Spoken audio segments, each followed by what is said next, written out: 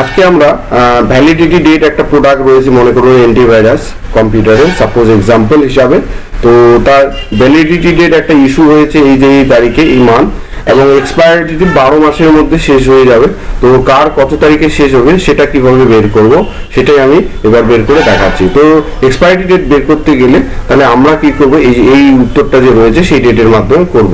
তো expiry date 12 মাস আমরা যোগ করব।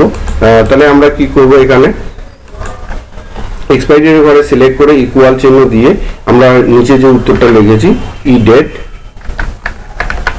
ডেট এন্ড আমরা যে ডেটটা কি করব, এই ডেটটা ইস্যু ডেটটা কমা কত মাস, আমরা যদি 12 মাস চাই 12 মাস এন্ড আমরা এন্টার দিয়ে দিব।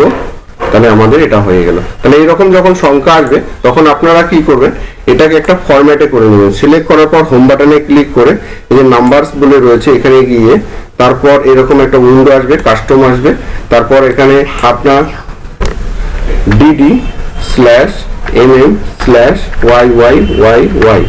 এটা করে নেবেন সেটটা। ওকে করে নেওয়ার পর দেখুন এটা ডেট ফরম্যাটে চলে আসলো, ডে মান্থ ইয়ারে, এন্ড ড্র্যাগ এন্ড ড্রপ করবেন কার কি এক্সপায়ারি ডেট রয়েছে অটোমেটিক্যালি বেরিয়ে যাবে।